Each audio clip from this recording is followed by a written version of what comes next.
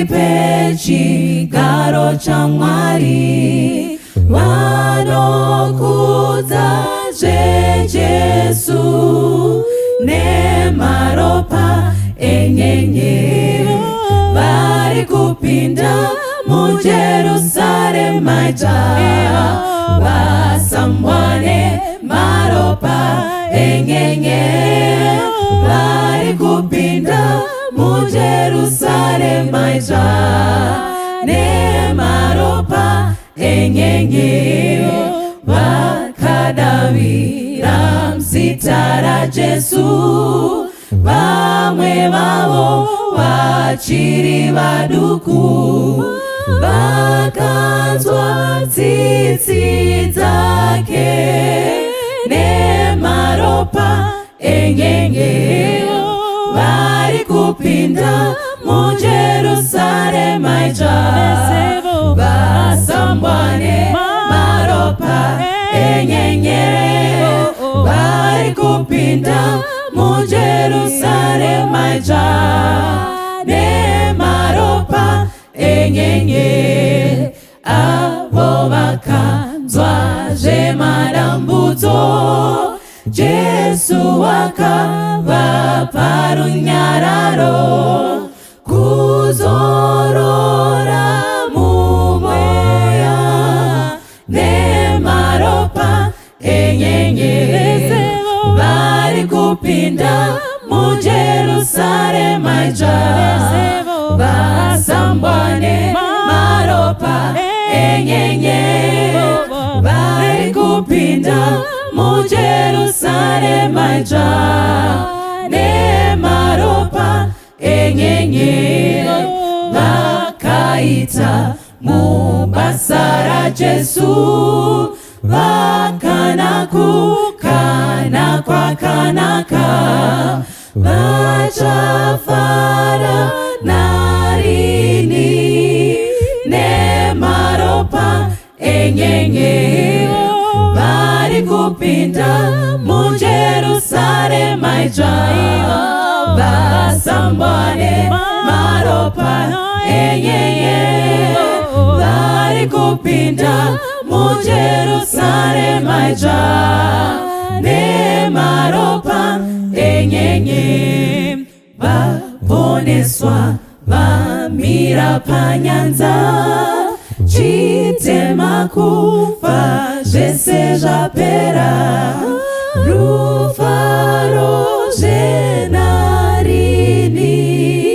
nemaropa enyenyeri vari kupinda muJerusarema vasambwane maropa enyenyeri vari kupinda muJerusarema nemaropa enyenyeri vari kupinda muJerusarema vasambwane maropa enyenyeri vari kupinda muJerusarema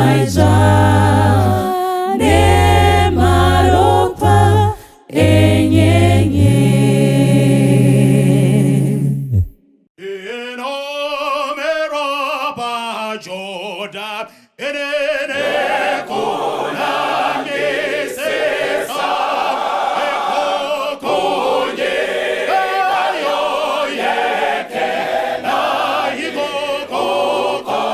Kone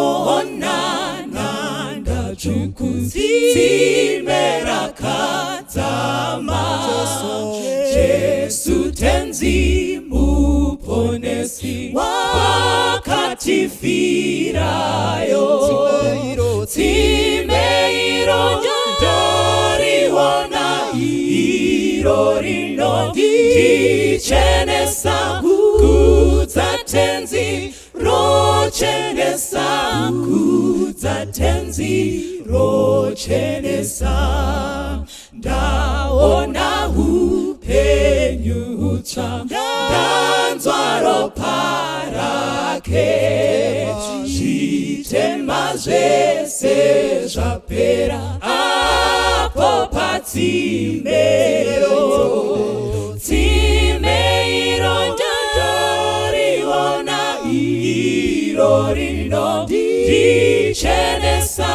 kudzatenzi rochenesa kudzatenzi rochenesa ndamukanda itwa mutsva nembiri yedenga nemoyo nenguo chena naKristu mandiri tsimeiro ndoriona iro rino ndichenesa kudzatenzi rochenesa kudzatenzi rochenesa chishamiso tsitsi dzake ropa rake pasi muzi wenyi Jesu chete wakatinunura tsimeiro ndoriona iro rino ndichenesa kudzatenzi rochenesa kudzatenzi rochenesa tsimeiro ndoriona iro rino ndichenesa kudzatenzi rochenesa kudzatenzi rochenesa.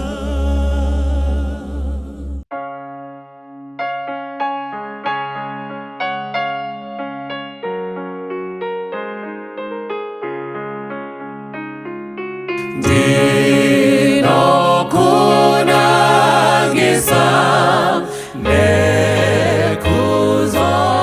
nekuzodawira muponesi chinzwa indonamata mubvise. Kwazai vana vaMwari, mukati meino nguva tinopinda mukati menguva yokunamatira vanogwara. Bhaibheri rinoti kubhuku raMarko chapter 2 Jesu wakasvika paKapenhamu ndobva zvanzwika kuti Jesu uripo. Hanzi vanhu vazhinji vakaungana zvokuti kwakanga kusisina nzvimbo yokuti apinde nepamukova. Jesu akavaparidzira shoko. Bhaibheri rinoti vakauyapo nemumwe akanga akakokonyara mutezo, akaoma mutezo, akatakurwa nevarume vana. Nokuda kwokuti vaisakwanisa kupinda, vakabva vapurunyura denga ndobva vadzikisa mubhedha wakanga uno mugwere. Bhaibheri rinoti Jesu akati achiona kutenda kwavo akati, mwanakomana, zvivi zvako zvaregererwa. Muchinda uyu wakaporeswa nokuda kwokutenda kwevakamutakura vakamuendesa kuna Jesu. Zvandinoda kutaura ndezvekuti kutenda kwevanotakura mugwere nekwevakakomberedza vanogwara, Mwari anokunzwa akavaporesa. Mukati menguva ino yatinonamata, newo wadini wanamatira hama yako iri mukati mechipatara, wadini wanamatira vanogwara vari mukati mechipatara, nokuti Mwari minamato yakadaro unoinzwa. Ngatinamatei. Baba wokudenga, tinoda kukutendai. Rumbidzwai nokuti imi simba rokuporesa harina kupera mamuri. Munoraramira kusunungura vanhu kubva pamarwadzo ose. kune vakapinda mukati metsaona Mwari, taikumbirawo kuti muvape kuporeswa. Kune vamwe vacheche asi vakabagwa vane zvigwere zvinovatambudza, tinokumbirawo kuti mushanyire vakadaro Mwari muchivaporesa. Varipo vava kunetsekana nezvifo zvamazera, mapfupa anovagwadza, nyama dzose dzinopokana noutano. Taikumbiravo Mwari mupfuure nepavane vakadaro muchivaporesa. Pane vamwe vanotambudzika, vanorwara mupfungwa pakufamba vari vatano. Taikumbiravo Mwari kuti naivo vakadaro muvaporese. Pane vamwe vane zvitadzo zvakavasvitsa pakurara panhoo, vanonetsekana nezvigwere zvavakawana, vonetsekana nepfungwa. Taikumbiravo Mwari muregerere vakadaro mugovapa kuporeswa kunobva kwamuri. Tinoda kukutendai Mwari, rangarirai vari kurwarira mudzimba, shanyirai vavanogara navo Mwari, vapei kutenda, vapei kurudziro kuti vanogwara vagopora. Shanyiraivo vari mukati mezvipatara zvikuru zvenyika, kune vamwe vasiri kutowana mari dzokuenda kuzvipatara Mwari, vakadaro taikumbirawo muvashanyire muvaporesa. Varipo vamwe Mwari vari kutambudzika, vasina even vanhu vanovatarira vakwegura, taikumbirawo Mwari kuti mushanyire vakadaro. Poresai vanogwara mukati medzino nguva, isu tigorumbidza zita renyu nokusingaperi. Uku kunyengetera kwedu muzita raJesu, amen.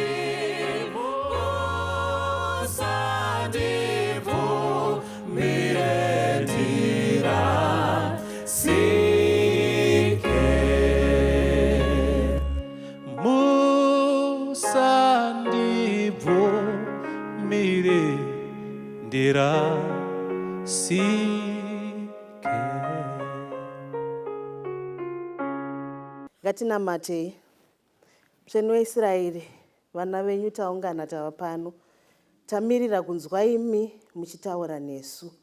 Sanganai neumwe wedu, munotiziva nezvimiro zvedu. Muzita raJesu tinonamata nekutenda, amen. Mwari ngavaite nyasha, Mwari ngavatendwe nokuda kwenyasha dzavanotiitira.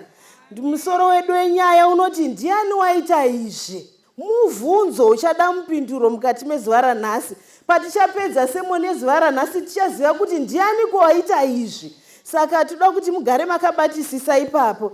Ndinoda kuudzai kuti nyika yakaipa zvakadaro zvekuti pane umwe murume akavhunzwa, akanzi ndinoda kukuitira something chaunodisisa pamwoyo pako, asi condition yachona ndeyekuti whatever zvandakuitira iwewe, unotsvaga mumwe munhu 1 waunonominata, iyeye ndinomuitira ×2. Muri maita sei mapo open check yakadaro? Chawati chese ndinokuitira, asi unonominata 1 person close to your heart, kana kuti waunongoda ndomuitira ×2. That was an open check. So akafunga mmoyo make akati, inini 1 munhu iye 2. Jealousy rikabva ramubata kuti akomana indopiwa 1 indonzi ndinominate vanhu 2. Akatarisa panyika yese akaona kuti hakuna umwe munhu anofanira kuwana 2 zvinhu zvakanaka. So what did he do? Zvikanzi toda kuti mundibaye mundibvise ziso 1. Then ndobva anominata mwana wamai vake waiti movha mamuita sei? Ndokuipa kwakaita nyika.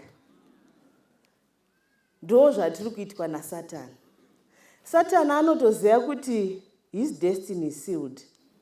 Shungu dzake ndezekuti tinofanira kuraswa tese. Muchaona kuti isusu takutoita ×2 zvekutoti Satani sometimes akatitarisa akaona zviri kuitwa nevana vevanhu panyika, anoti timhiriri kumberi. Pamwe pachona anogona kuramba kuti Mwari apa ndisisirini ndakuita zvinhu izvi. Because taakumberi, we have perfected the art of sin. Saka toda kupinda munyaya yedu, toda kusangana nemhuri. Pane mhuri inondikomborera iri mukati meBhaibheri. Mhuri iyoyo ndiya baba namai vaMozisi. Tinosangana kuna Exodus chapter 6 verse 20. Tinosangana nemurume anonzi Amram. Amram akaroora mukadzi wake ainzi Jekobhethi. Jekobhethi vana vakanga vari veimba yaLevhi. Vakanga vari vanhu veimba yekunamata. Jekobhethi actually anga ari tete vaAmram, hanzvadzi yani yababa vake ndo yaakaroora. Vanhu vakaroorana paukama hwavo. Ndo zvaita vanhu vekudhara. Mwari anokomborera mhuri nevana vavo vatatu, vakomana vaviri, Aaron naMozisi, nemwana womusikana anonzi Miriam. Tinoziva kuti Joseph, Israel yakanga yapinda muEgypt iri mukati meutapwa. Ndo background yenyaya iyi. Ndibate ipapo. Saka vari muutapwa kudaro, kwakazouya Faro. Vakanga vaenda kuburikidza naJoseph. Asi kwazouya Faro akanga asingazive Joseph. Akatanga kubata vana veIsrael rafu. Vana vakatambudzika vakagara munyika yeuranda, vakademba rufu. Asi panguva iyoyo toda kutarisa panguva inozvarwa Mozisi, kwakanga vaita muono kuti vana vakava Mwari anavo. Kamuwandiro kavari kuita, they seem to be multiplying.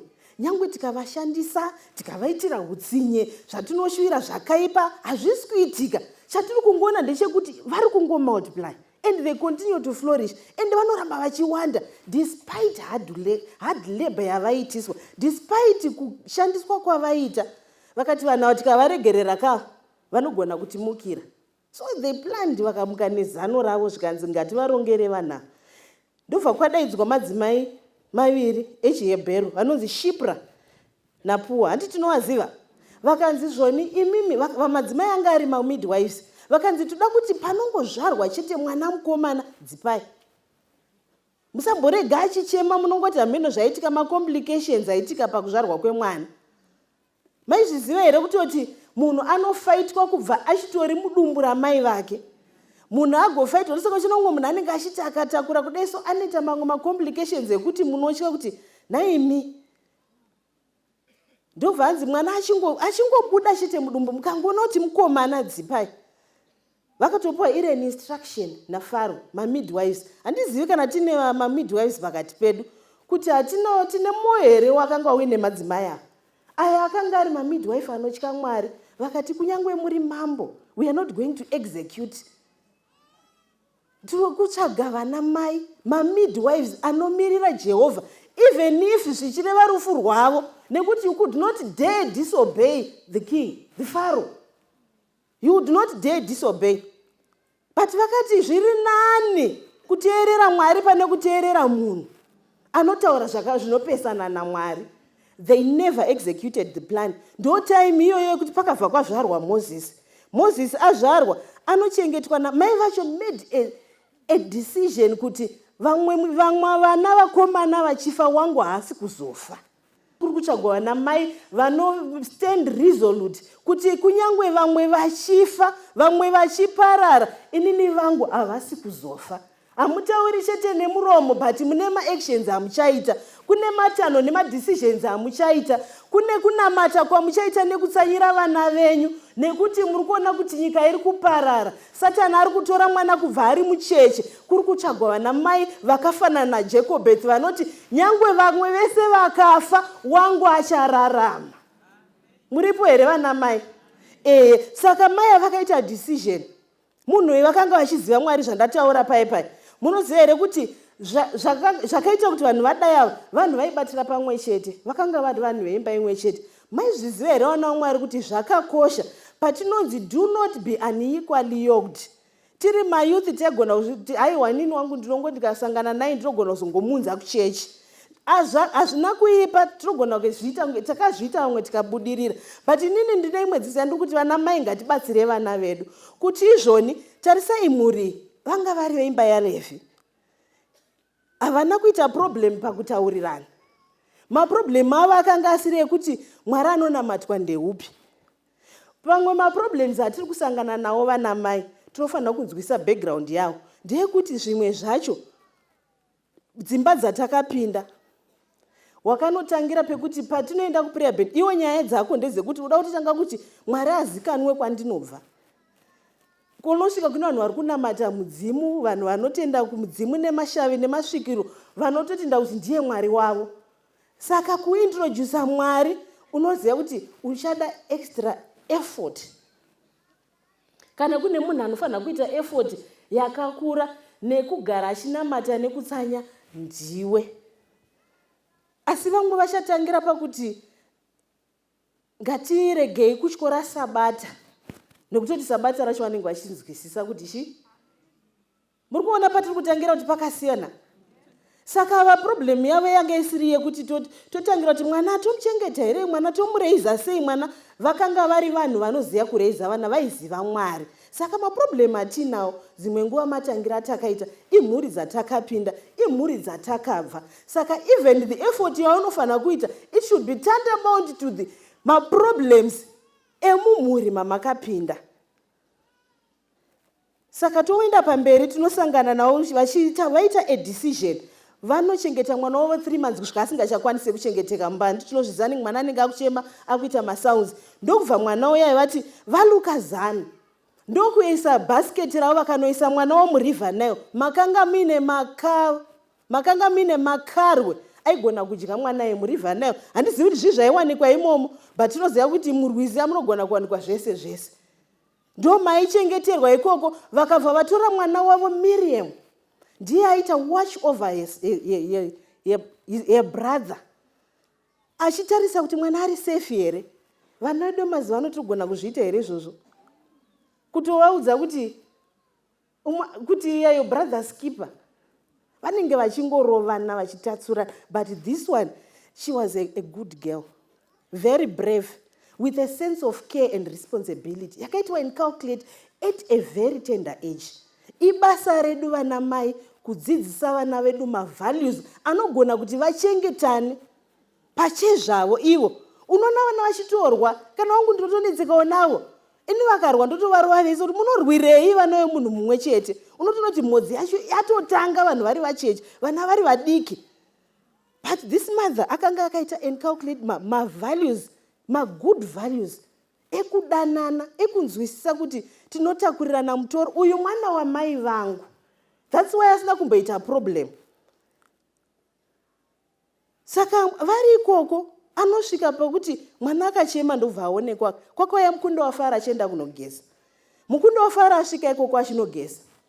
Ndobva anzwa kamwana akachema, ndobva akatarisa akaona pane kamwana. He looked at him. He saw kuti this is a Hebrew boy. Ndo vanhu vari kuda kuti saka yenyu kuti pane mwana uyu ndo vanhu vari kufanira kuuraiwa. Despite aizoti mwana aifanira kuuraiwa, because that was very possible nezvekuti aiuraiwa, nekuti ndo vakanga vari kutotsvagwa kunzi vafe. But what did she do? Akati uyu ndatomuda, akabva amuda. It was God's favor.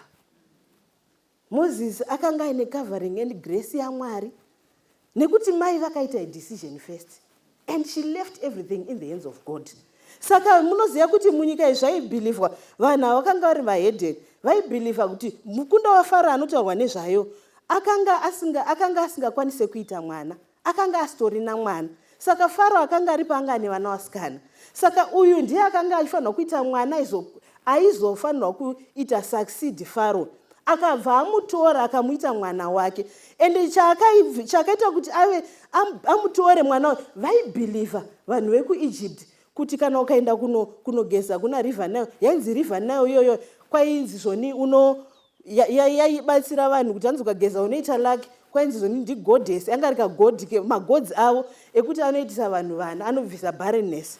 Saka zvakabva zvaita coincide nema beliefs ake. That's why it was so convenient and easy kuti atore mwana aende naye kumba. Iye mumwoyo make he believed kuti apiwa Mwari, apiwa mwana nezvimwari zvavo. So mwana yanomhanya akati Moses is saved. Ndokubvanzi ngatitsvagire mai vake, tinoziva nyaya yayi, nakuvanzika tinoziva tese takaiverenga. Ndo vakatozonesa mwana vachitobhadharwa. Vachita sei? Vachibhadharwa kuchengeta mwana wavo. Zviri muzano raMwari. So mukunda wafara anoenda nemwana uyu. But Moses, Mwari ngaavongwe nekuda kwaMoses. Ndataura kuti kuna mai vakarovedzera vana. Anoti akura, anoti zviri nani. Zviri nani kudi? Kusafa neveimba yangu. Handitika pane kufara kwechinguva chidiki. Akaramba kunzi mwana komana wemukunda waFaro. But this is a person akanga atori trained. Akanga ari kutotrainwa kuti atozoita take over. Akanga ato receive a lot of training ari mumafaro for 40 years. for 40 years munhu achitrainwa. And then what aiwa an opportunity yakadaro ndinoona munhu asina identity crisis because of the good values. Aiziva identity yake. Zvakaitika tinozviziva. Moses anozotiza muEgypt mushure mekunge akanga aona vanhu vakanga vachirovana muEgyptian nemuHebrew vachirwa ndokubva auraya muEgyptian ndokubva aonekwa. Next time paanoona akazoona manje ari maHebrews maviri vachirovana akati imi muri vana vomunhu mumwe chete imimi morovana pachezvenyu. Paakada kuda kuvarandutsira kuti musarovana vakati tokuziva iwe uda kutotiuraya iwewe tokuziva kuti ndowakauraya ukasiya ufuchira munhu. Abva atozoti maiwe nyaya yangu iri kuzikanwa. Saka ndikatogara panapa is no longer safe for me. Anotiza anoenda kuGeshomu ndokwaanozonosangana naZipora. But nyangu kutiza kwake uko ini ndinoona ari Mwari akanga achimubvisa.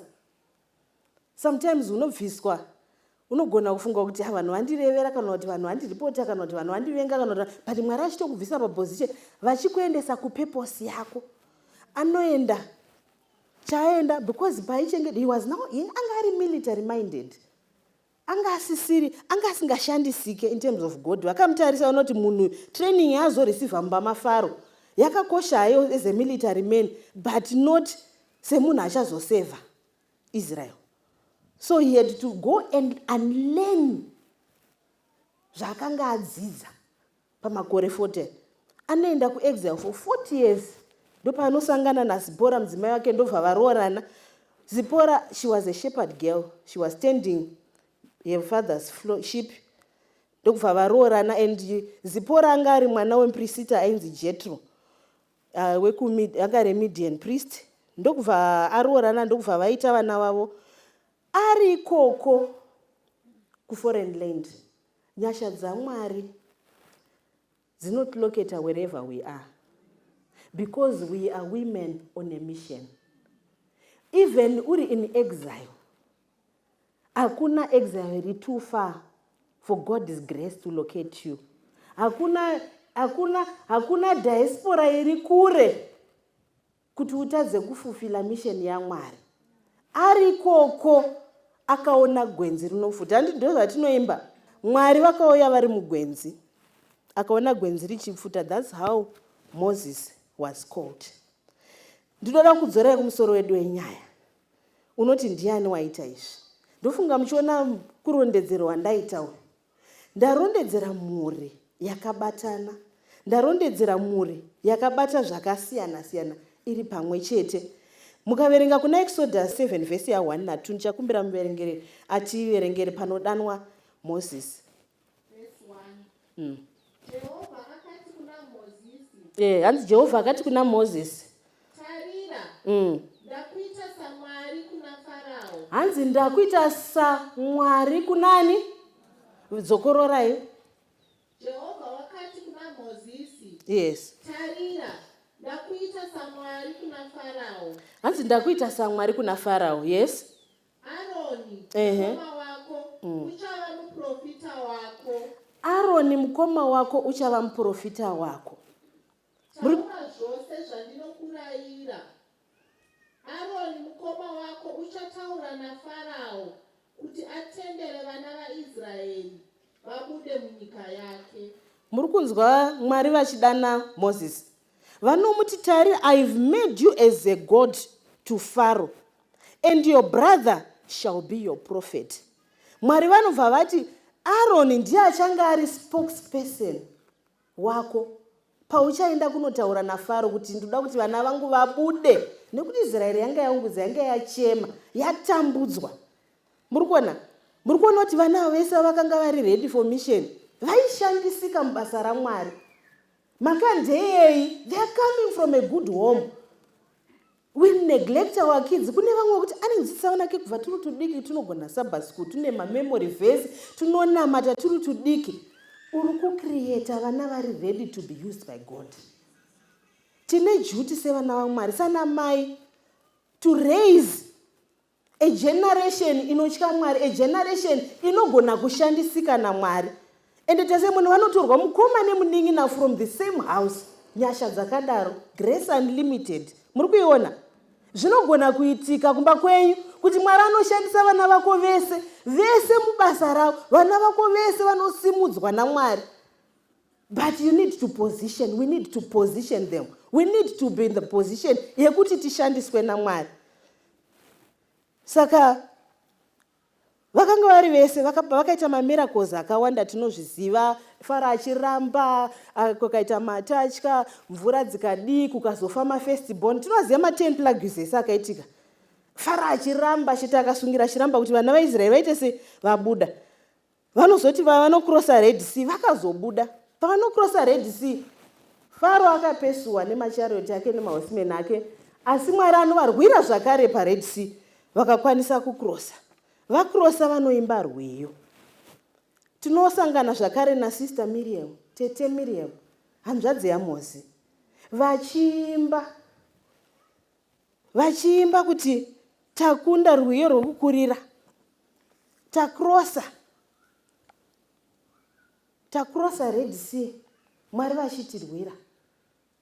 Uyo akanga achiimbisa anga ari muimbisi. Vese vari 3 vakanga vari vana vaishandiswa naMwari. Aaron anga ari mupriest. Moses was set apart. Miriam was a prophetess. Vana vemunhu 1, 3. Zvinogoneka kaizvi. Saka toda kuti tidzidze something from zvakaitwawo na sister wedu Jacobeth. But mubvunzo wangu ndodzokera kumubvunzo wangu unoti ndiani waita izvi? Vana vanga vakabatana.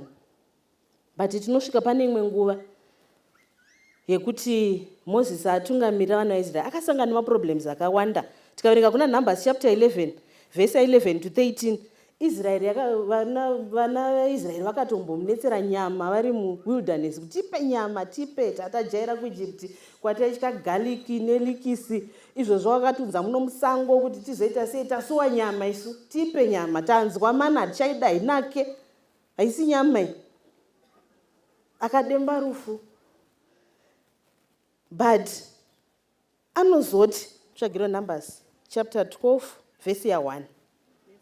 Zvino Miriam naAroni vakapopotera Mozisi nokuda kwomukadzi waiva muKushi waakanga awana, nokuti wakanga awana mukadzi waiva muKushi.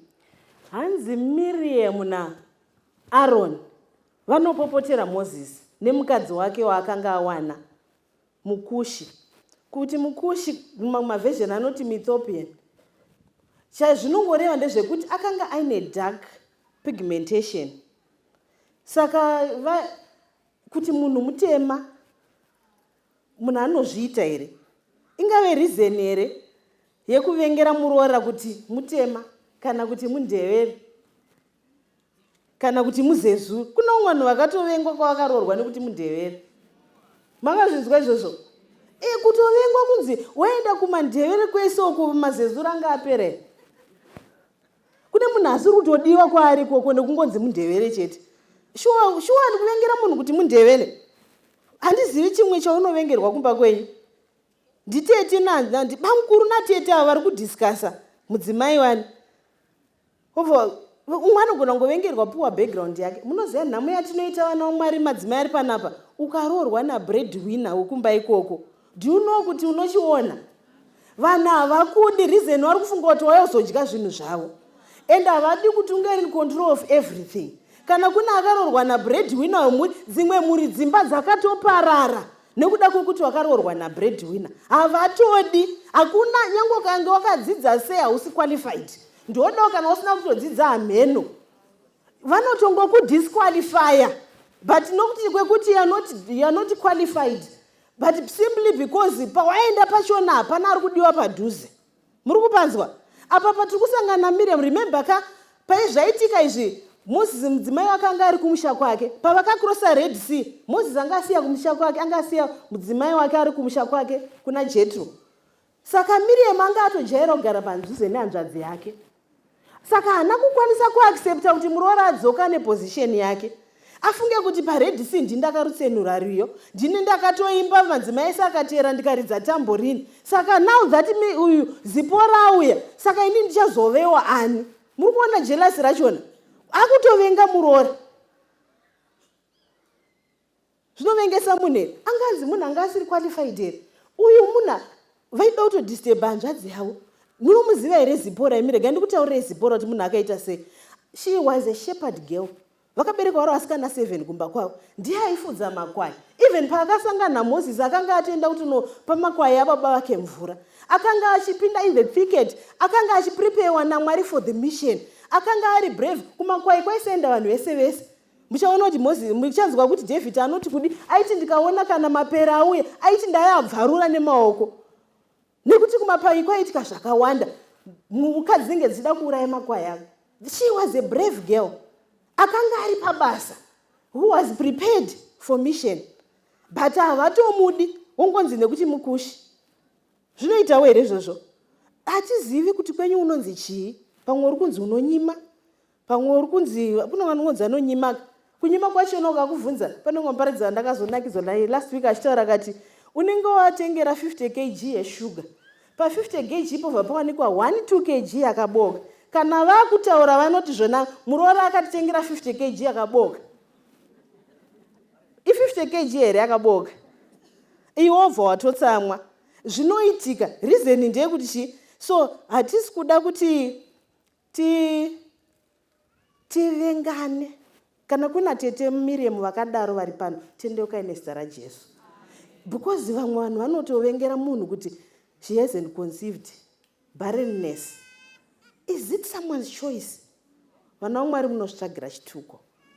But ndoda kuti muverenge pavhesi ya2. Muone nyaya iripo. Ndabvunza mubvunzo wangu, unoti ndiani waita izvi? Yes.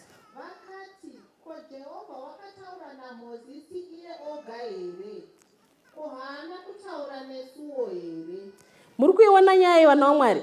Nyaya yanga isiri iyoyo yekuti Miriam ngotorowo zvako pacrossfire. Iyo nyaya yako ndeyekuti iwo munhu akakuroora iwewe ndiye wavane nyaya naye. Mwana wani? Wamai vavo. Saka vanenge vachingoti mukadzi wako haite, but havasi kureva mukadzi wako, vari kureva iwewe. Vane jealous nemwana wamai vavo. Muri kubaona here? Vari kuti zvoni ko Jehovha anongotaura newe chete here? Ivo chavaitsvaga ndechekuti vaida kutaurwawo navo naivo. They were not content neposition yavakanga vainayo. Saka ndiri kuvhunza mubvunzo woti ko ndiani waita izvi? Vanhu vakakura vachiwirirana zvakadaro, vanhu vaidanana zvakadaro, vakanga vari their brother's keeper, vakaita basa vari vese vari 3. Ko chii chazonetsa nhasi? Ndiverengerei, toda kubvunza kuti ndiani waita izvi? Ndiverengere kuna Matthew chapter 13 verse 24 to 30. Ehe. Wakaisa pamberi pavo mumwe mufananidzo achiti, ushe hwokudenga hunofananidzwa nomunhu wakakusha mbeu yakanaka mumunda make. Asi vanhu vavete, muvengi wake akauya akakusha mashawi pakati pezviyo akaenda. Hanzi munhu anga akusha mbeu yake yakadi yakanaka. Jekobhethi na Amram vakanga vakusha mbeu yavo yakadi yakanaka, but hanzi muvengi akauya vavete. Muvengi akauya vakadi makavarayirwa mhai, pane zviri kuitika kumba kwenyu. My sister wakavarayirwa, muvengi ari busy kukusha mbeu, wakavata. Wake up from your slumber. This is not the time to sleep. Enderai mberi. Asi chipande chakati chamera nokubereka. Zvino mashawi akaonekwawo. Zvino varanda vomwene weimba vakauya. Vakati kwaari, Ishe, hamuna kukusha mbeu yakanaka mumunda menyu here?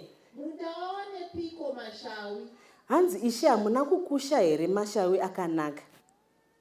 Tazviona isu ingowani kubva kumashure kuti mashawi vakanga vaisa a good seed, good values, but pakaonekwa pabuda mashawi.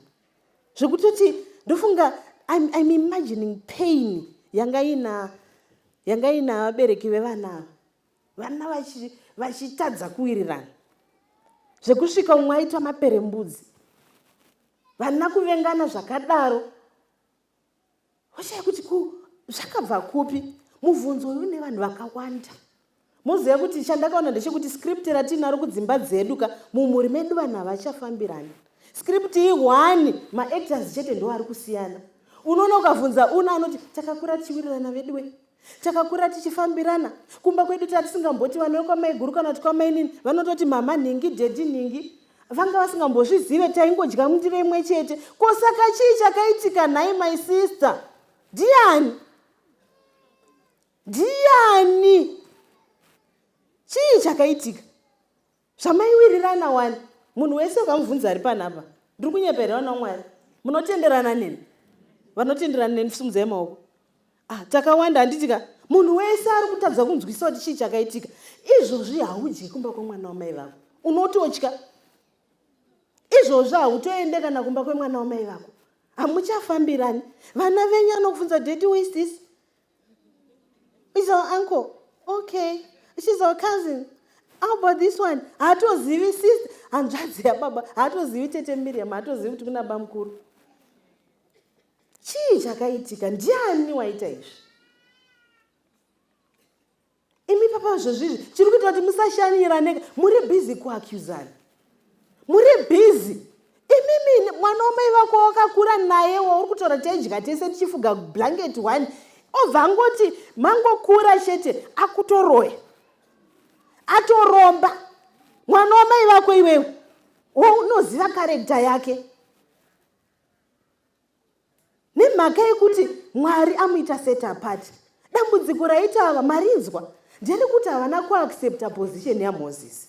Kumba kwenyu kuna Mozisi ariko, munhu iyeye akaitwa set apart naMwari kuti abatsire dzinza renyu rese, but here you are muri kumufaita. Why are you not content with your position? Vuma bata pako, we are all in mission. Abudirira wese munouraya, aita zviri nani munomuti akaromba. Saka mutaura kuti kuno kuAfrica kuZimbabwe hakuna vanoshanda. Muri kuwiraira nei nhai vana vanyamunhu? Ndiye ato breakfast yenyu, ndiye ato lunch yenyu nevana vake. Munotosvika pakuini kudzidzisa vana kugara patable muchidissecta mazita evanhu kuti kubva makuseni ndiye anenge atori breakfast renyu. Pamagarira patable ndiyo amunenge muchitaura aite adini. Ndio zvinenge zvingobuda chete. Even mukaona vamwe vanhu whoever cares to listen anenge achingodzwa musamuona kudai so aite achengeta. Muri vana vadiki here vanoda kuchengetwa. Mozisi anombosvikawo paakapopota akati imi havasi vana vangu vanhu vachimuchemera vaita spirit of entitlement. Haiti adi haibude nyaya yacho. Vamwe ndokazoti imi zvamotaura muzviwanepi? Uchinzwa munhu achitaura mwana wamai vake in a very negative way, achimuti haiti. Ndikati nyatsotaura kuti aita sei? Aiwa, ndikati atsotaura kuti aita sei? Uri kungoti haiti. Inini nyaya yacho ndinoti tinamati kuti zvekusaita kwake zviite sei tikwanise kumunamatira timise mumaoko aMwari. Pati tonamata tichiti tongoti Mwari ionaiwo mukoma wauyu haite. Aiwa shamwari, taura nyaya yako. Zvikanzi zvinoitawo here izvozvozvo kuti munhu ukasvika pamba pake mugaraji mune motikari 5. Mune motikari 5 dzinenge dzakangopakwa dzichigadha dust. Kuti motikari dzemari shoma, asi mwana wamai vake ane Honda Fit inogara ichifa.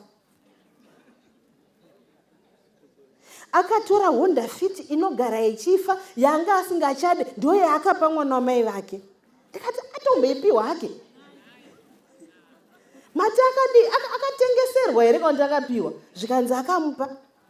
But uchikombeya neza, saka nyangwe munhu ukamita sei anenge achitoti iwe dai watobuda mboma rugaremo ndagara inini.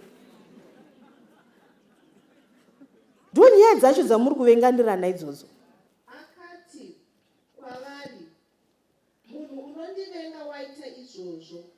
Varanda vakati kwaari, ko unoda kuti ndindovaunganidza here? Akati kwete, zvimwe kana muchiunganidza mashawi mungadzura nezviyovo.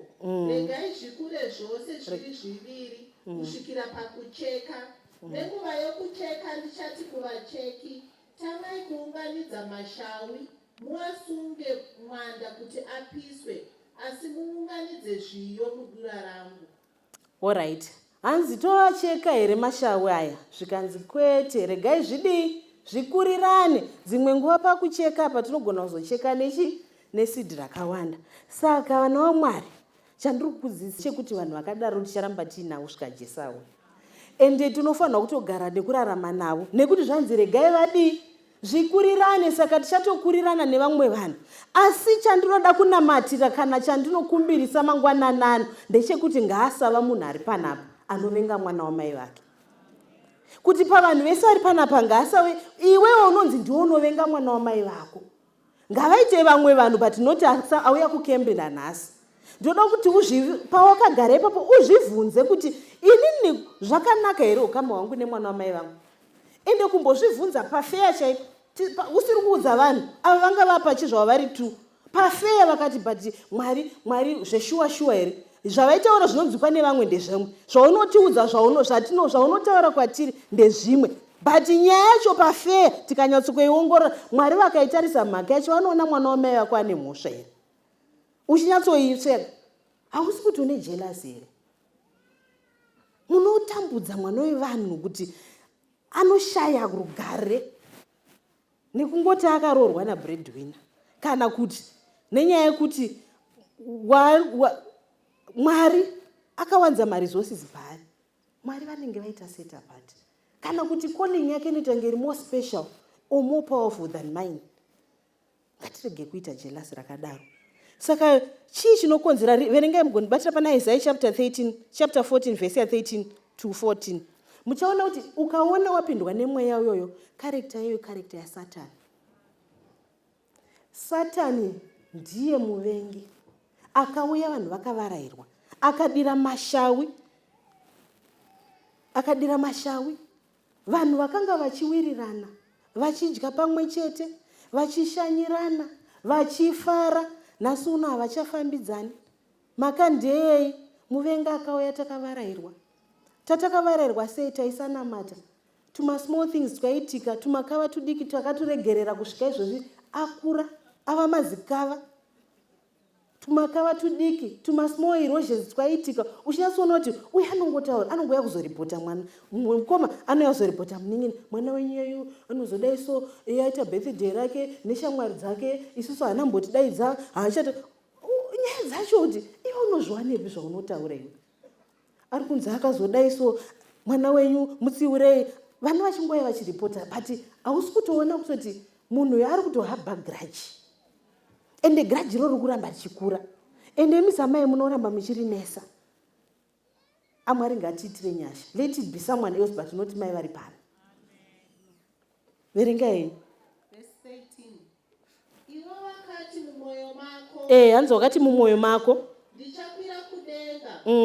Ndichakwiridza chigaro changu chorushe. Kumusoro kwenyeredzi dzaMwari. Hanzi ndichakwidza chigaro changu cheushe kumusoro kwenyeredzi dzaMwari. Ndichagara pamusoro pegomo reungano. Pamigumo yamativi okumusoro. NdiSatani aitaurwa iyeyo. Nyamasasi akanzi wadonha sei. Anoti ndichakwira kumusoro. Haasi kuda position yake. He is coveting other people's positions. He is coveting other. Haasi kugutsikana nepari. Anototi ndicha. Saka in doing so, haasi kufarira position yaari. Ukaona, if you see people trying to bring you down, it's because you are above them. If you see people vachingokutaura, you are a powerful person and they are intimidated. And they will do every excuse in the book to bring you down. So usaneseka nevanhu vanokutaura usina zvawatadza. Nekuti uri kuona kuti tatoona kuti mweya wacho uyu ndiwa Satani baba wavo. Anoti zvoni regai timukwidzi, timudzikise. Vanoti ndichakwira. Paanenge achitaura zvakaipa pamusoro pako, paunotaura zvakaipa pamusoro pemwana wamai vako, chauri kungotsvaga kuda kuzvikwidza pamusoro pake. because you feel he's above you. And you are not happy with the position that you are occupying. Mwari ngatiitire nyasha.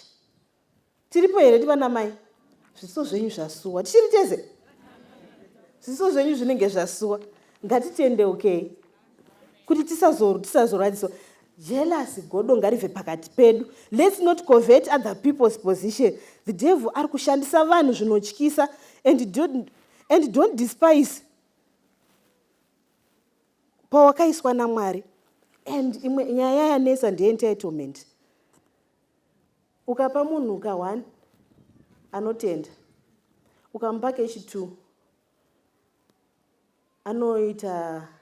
anoita expectation, ukamupa pechi3 anoita entitlement, ukazoshaya anokuvenga. Mandibata? Ukandipa ka1 ndinotenda, ukandipa kechi2 ndane expectation, paunondipa kechi3 ndakuita entitlement, ukazondinyima ndinokuvenga. Saka you never buy me with things. Munhu anoda Mwari. Munhu anoda chi? Kwete zvinhu. Nyange ukandipa zvese zvawinazvo ndongokuvenga. Ndotokuvengera kuti unondipirei sei waunazvo indisina. Tsvagai Jesu. Saka nyaya dzenyu dzamuri kuvengera nyangwe mwana wamai venyu akakupai zvese zvainazvo kunyepa kuti munomudai. Nekuti kuna Joseph akatomuona vakoma vake pavanomutengesa akafamba more than 100 kilometers kuenda kunovatsvaga kwavakanga vari achivaendesera chingwa kuti vadye vari 10. But pavanomuona achiuya vanoti there comes the dreamer. Achivengerwa zviroto zvichitogere kuzikamwa kuti zvichazovei.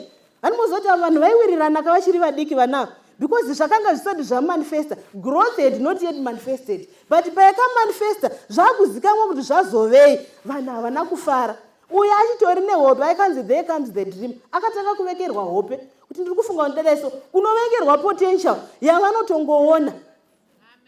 Muri kundinzwa here vana vaMwari? Kuvengera mwana wamai venyu potential asina zvisati zvatombozove. Zvichigere kuzikanwa. Vanomuona vamuona vakati ngatite plan yacho yanga rei, zvikanzi ngatimukande mugomba. Wakati aiwa ngatimutengesei. Munozwa mari yakamutengesa 20 pieces of silver. Ndakaikalculate mari yachona yakabuda $5.44. Yakashewa nemabrothers 10. Such a powerful man, prime minister of Egypt. Akatengeswa $5.44. Vakawana masenzi mangani 54 cents each. Value yemunhu wacho vari kutengesa. Uruvengo rwenyu rwakanyanya. Ishavire nhamo. Mwari angati akusumudzei dzinza renyu akakupaiwo mwana wamai venyu wepakati penyu Joseph kumba kwenyu kuti agobatsira dzinza rese, but here you are fighting him. Mwari ngaakuitire nyasha. Sei musingade kubudirira? Munoti Mwari akuitei sei? Tichiri tese panowandarasa here. Aiwa ndisi kutaura kuti tinoita dambudziko iroro. Inyaya yekuti ndini mukuru because Joseph anga ari number 11 ka. Saka inini kumba kwedu ndiri first born. First born tisogona kuita problem. First born tiripo here. Kuita first born hazvirevi kuti tisu tichaita sei.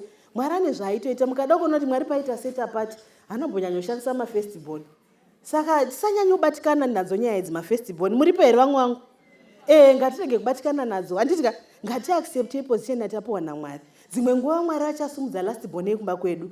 Ngatingofara tichingoti ndimhozi wekumba kwedu. Mamuona here? Ini ndichikotaura kuti paredisi tikangosangana nekuti tisuka vekumba kwaNamhozi. Ndini Miriam. Paredisi ndini ndakaridza tamborini. Patakakrosa ndindaimba. Mwana wamai vangu yeuya. Muzi munomuziva here?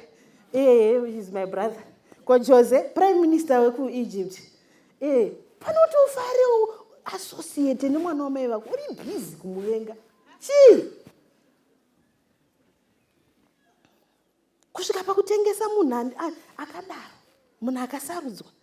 Because manguti ungovenga anointing, mangovenga zvaitirwa naMwari. $5.54 magonei. imwe nhamo yatiinayo ndeyekuti takatengesa Joseph. Jose aripi? Ine munotsvaga Jose. Mwana wamai wako aripi? Makatengesa Jose. Izvozvizvi unoita kusvika pakutambudzika uchiti handitauri naye, inini ndezvo kuba kwangu nevana vangu, nditauri nemunhu ndezvo zvangu nevana vangu, but kune mumwe anokwanisa kubatsira asi haudi kutaura naye. Nhasi ndikukumbira kuti utange kutaura naye. Saka ngatiragei kudaro. Saka these people, they have got struggles.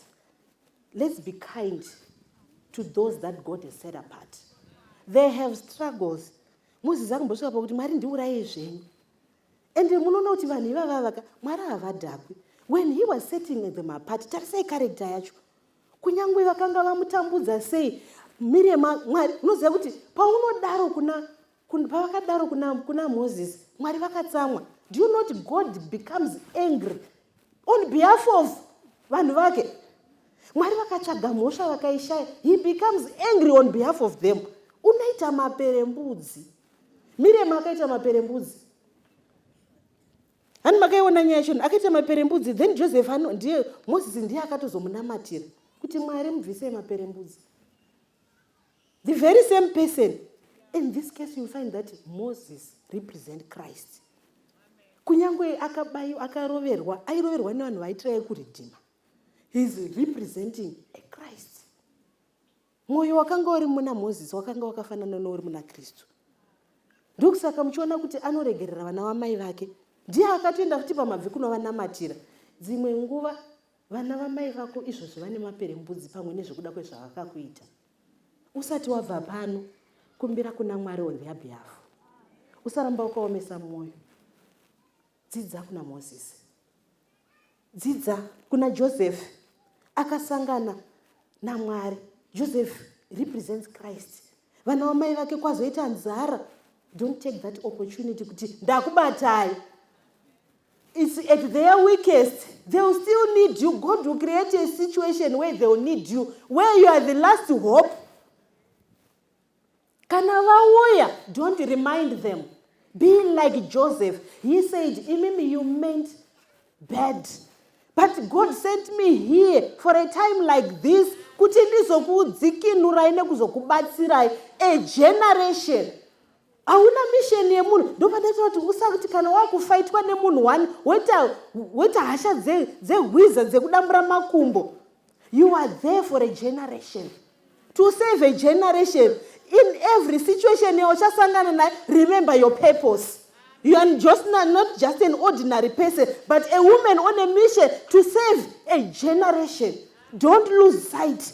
That's why he prayed. He said, Imimi, kundisandudzira wakandisandudzira Satan. Asi Jehovah zvakandibatsira wani.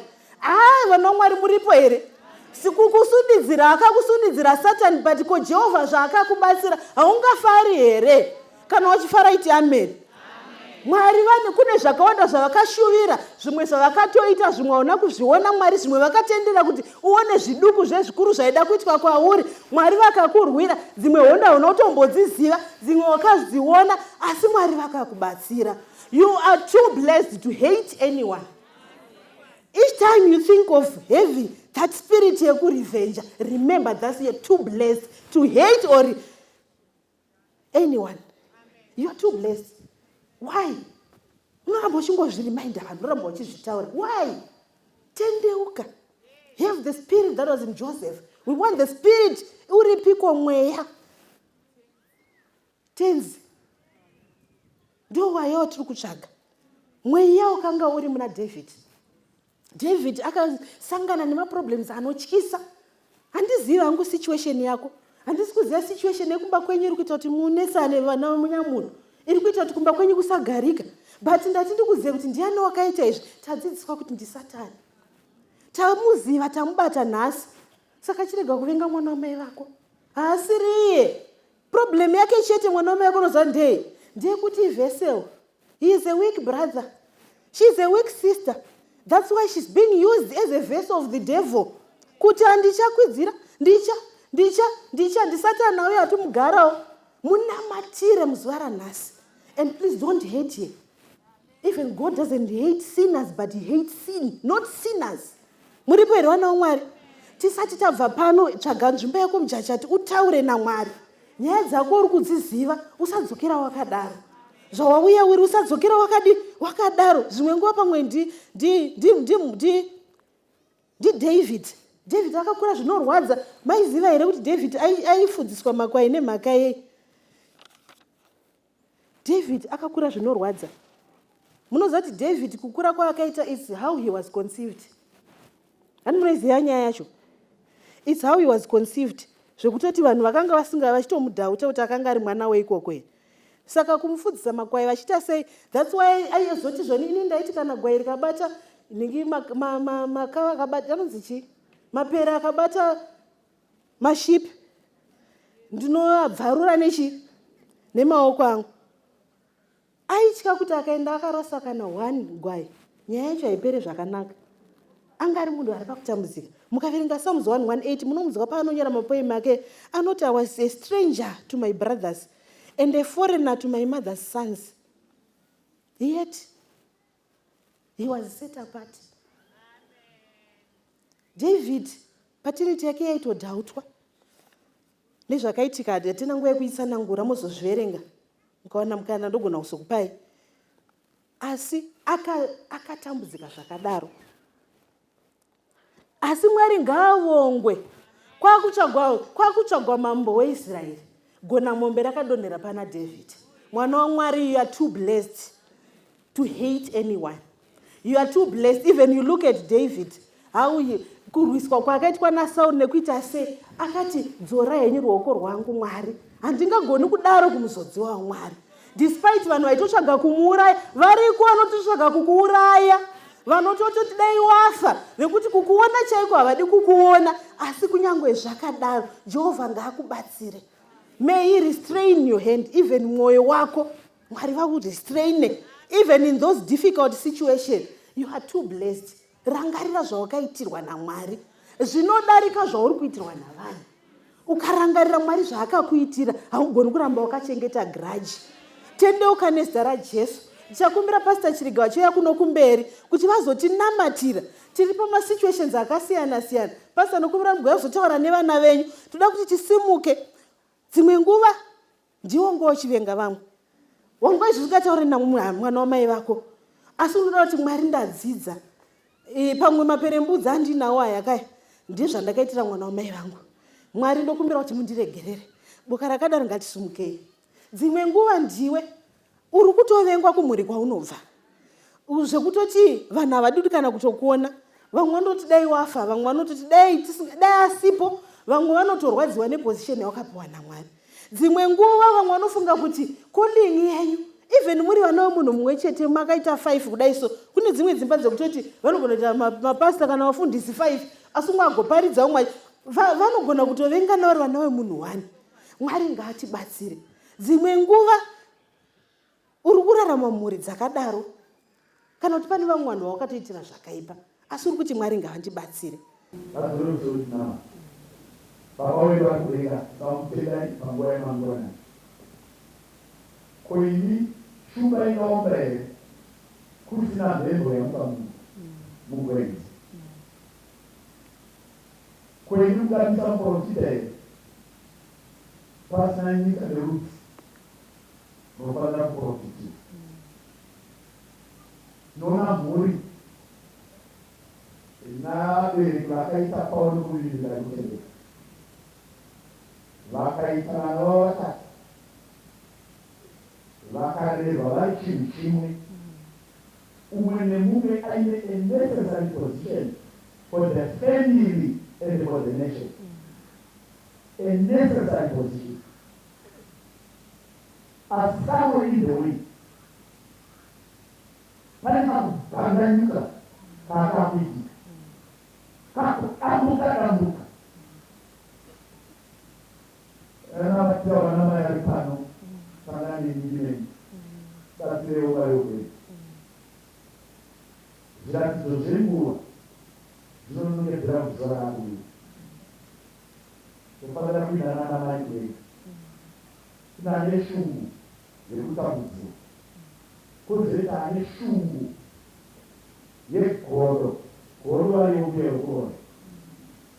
ndakakumbira kuti mubatsire umwe neumwe mumudzure ini nekumuvaka ini nekumubatsira ini kuti mushungu dzekurengwa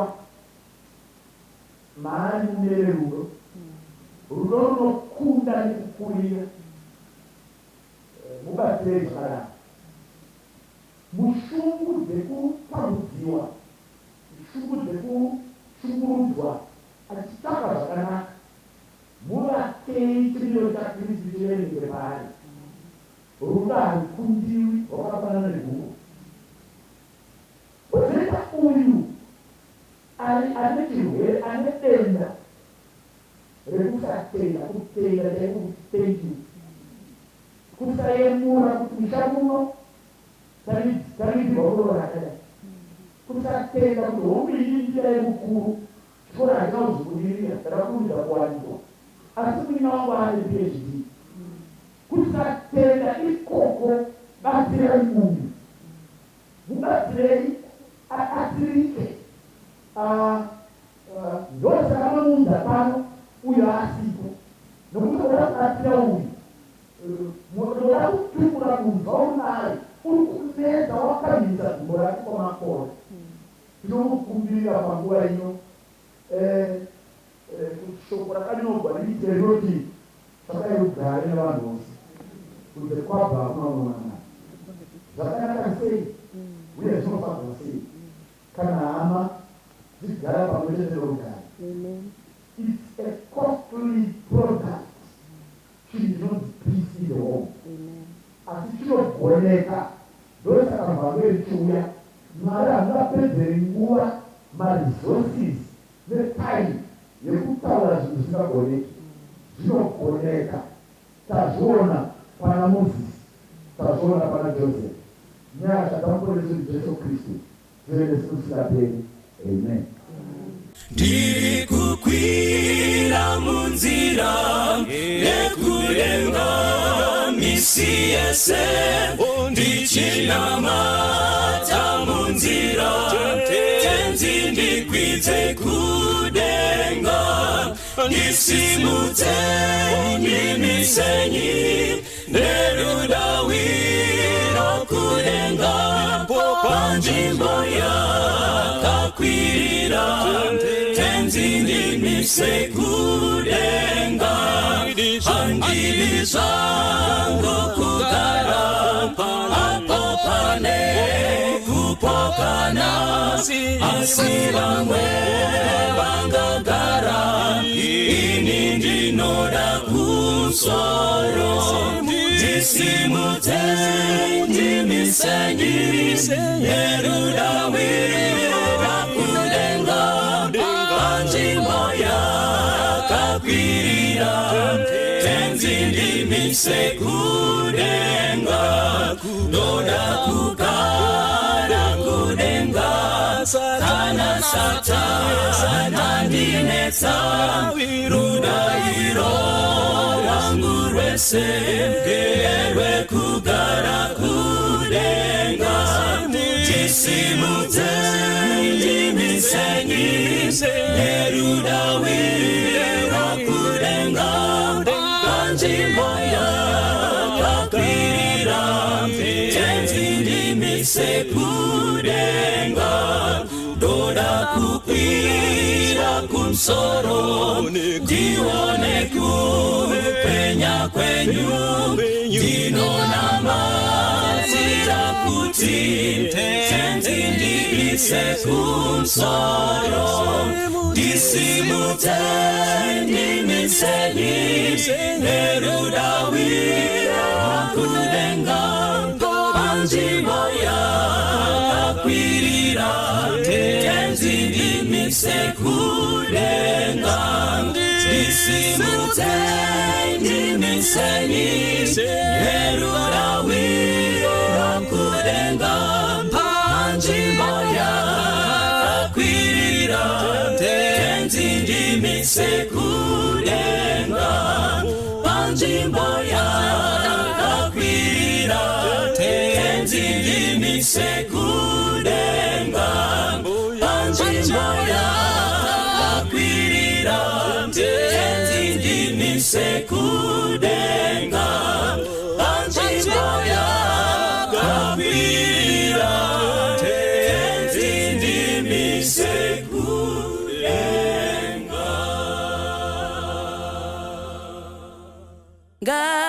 ngandifane na Jesu awe mponesi wangu, ndizadze nyine rudo, ndipfawise senjiwa. Ngandifambe za Jesu murendo reri pasi, ndiri murombo mwea garaine nimponesi. Kana achinzwa shiri dzimwe dzichiputsika, adziitire mutsa ngeni anondinzwawo, anonditungamira nekundiregerera, ngandiitwe mutsvene garaine nimponesi. Ngandifane na Jesu mukurarama kwangu, ndizorore kunemwi panzvimbo inyerere, ndibarwe patsvaini nerudo rwake Jesu, ngandiwe nerutendo garaine nimponesi.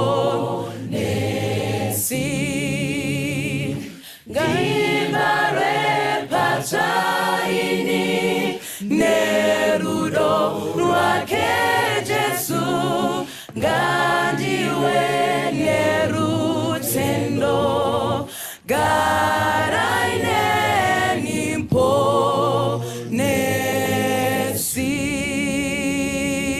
nimponesi. Tanzwa kwenda kisiso Jesu aponesa, hiroso koraura Jesu aponesa, siwisa nyitatese kumiri yokwenyanza, tenzi anotituma Jesu aponesa, tumira nyipanyanza Jesu aponesa, uzanyi wanyangazi Jesu aponesa, imbanyi wachituwa kana varipanyanza, pasiri chazoriza